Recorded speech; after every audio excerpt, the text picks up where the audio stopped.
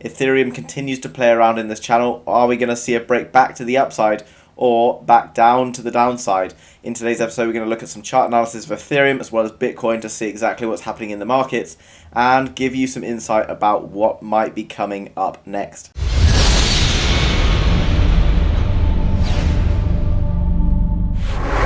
Hello guys and welcome to the House of Crypto. I make videos about Ethereum as well as other cryptocurrencies. If you're new to the channel, make sure you hit that like button as well as subscribe to be kept up to date with all of the Ethereum news as well as chart analysis. Without further ado then, let's jump into the first chart for today. Guys, as you see, I talked about it yesterday and we have been playing in this big rising wedge pattern here, and as you can see, we did have a bit of a break back towards the upside yesterday. After yesterday's video, we were looking around this level here, and we did say that we could see a bounce back towards the upside, but until we break out of this channel pattern here, or out of this ascending triangle, we're not likely to see a clear indication of exactly what's going to happen. Okay, so what we tend to see is we are going to be continuing, I think, potentially to bounce around in here.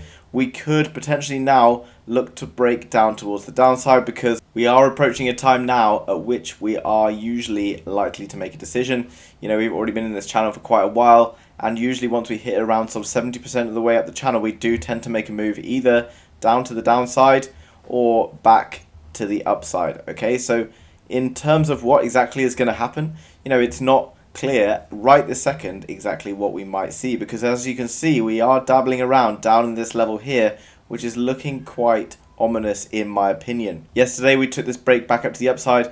We had a bit of a retest around this area here, which as you can see in the past was a previous line of support and has previously provided a good amount of resistance. Again here flipping to support and then coming all the way back down, more resistance. And now, as you can see, we've been rejected at that level, and we are looking to test this line around this area here at around the $2,400 level. Now, in terms of whether I'm trading this right now, right this second, I'm personally not. I'm continuing to hold my Ethereum, and I will continue to hold it even if we do see a downside break, because it doesn't necessarily mean that the bull cycle is over. What you might be noticing at the moment is there's a lot of fear and a lot of people talking about, you know, the end of the bull cycle, etc. I don't believe the end of the bull cycle is here. I might be wrong. But, you know, when we have a lot of fear coming into the market, it's actually usually a fairly reasonable time to buy, in my opinion. So if it is to break out of this pattern, where can we see the target's either bearish or bullish heading? Now, considering we're hanging around the bottom of the channel at the moment, you know, I'm sort of feeling more towards the bearish side, and so we do then take the height. Now obviously it broke all the way down here, but usually the market overreacts due to leverage traders, etc., getting liquidated.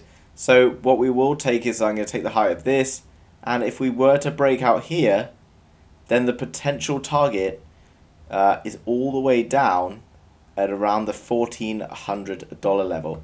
Now obviously, you know, when a pattern plays out, and if it does break out, that doesn't necessarily guarantee we are going to head down towards that level.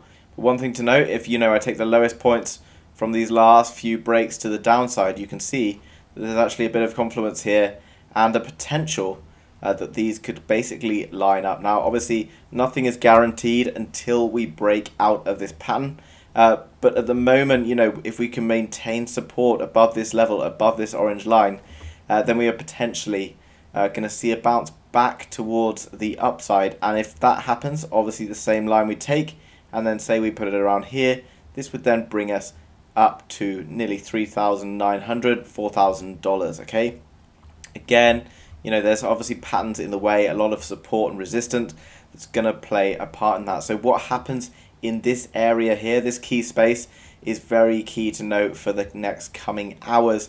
And volume at the weekends does tend to be a bit lower, so moves can happen very quickly, and this is why obviously we see a lot of weekend volatility. Now if I take a Fibonacci retracement from the top and I drop it down to the bottom of this pattern around here, you can see there's some key levels that have been playing a big part in it. Okay, so as you saw before, we came up and we hit the top shoulder of what looks like almost a head and shoulder pattern, but fortunately we haven't come up to test that to turn that into a shoulder yet.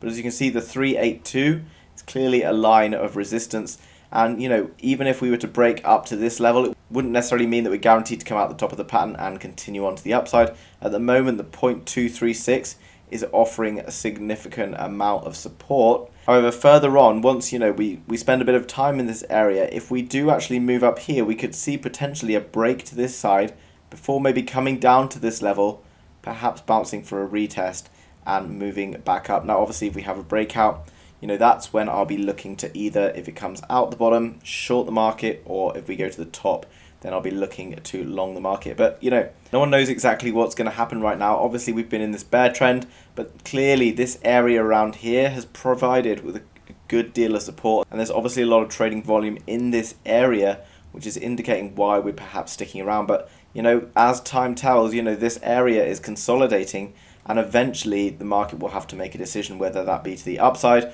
or to the downside. So be aware the $2,400 level is roughly where we need to be paying most attention as it currently stands, bearing in mind that we're sort of testing this lower level here. And then if we were to take a bounce and head back up towards the top, then around the $2,900 level has clearly provided a significant level of resistance. Back here we kind of used it as support. Here we've hit up 1, 2, 3, 4, 5 times as resistance. Okay, so this is a key level in my opinion.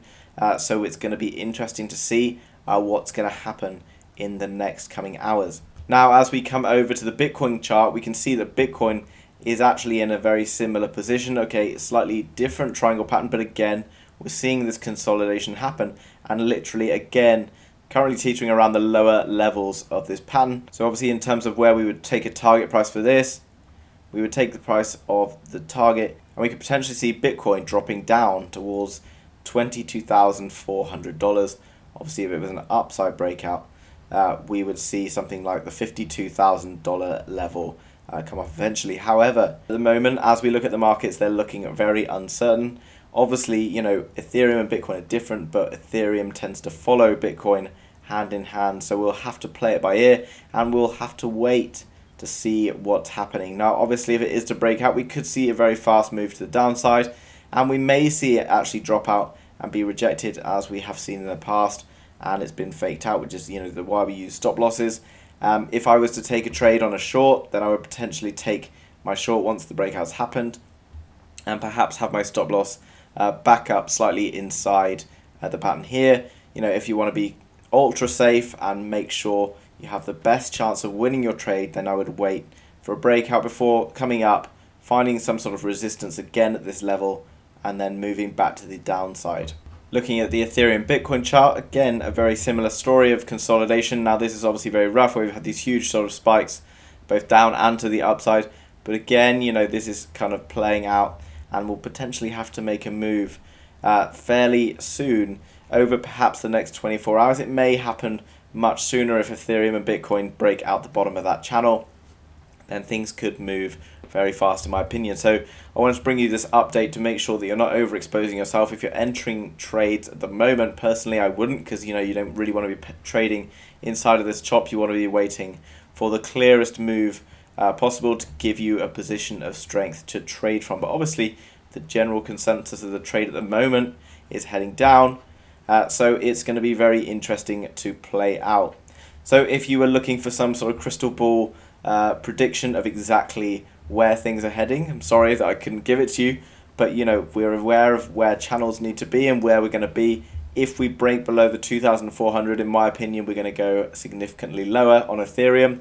And if we're able to break above the 2,900, which does seem very far off at the minute, then we have potential to regain some momentum and move back to the upside. Obviously as well, you could well see a lot of FOMO if that does happen, where people might be jumping in.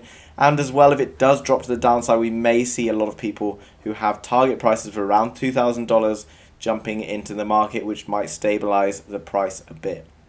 Guys, I hope you've enjoyed today's realistic analysis. If you're new to the channel, then please hit that like button and hit that subscribe to be kept up to date with all of the latest Ethereum news. Thanks very much for watching, and I will see you again tomorrow with another video. Bye bye.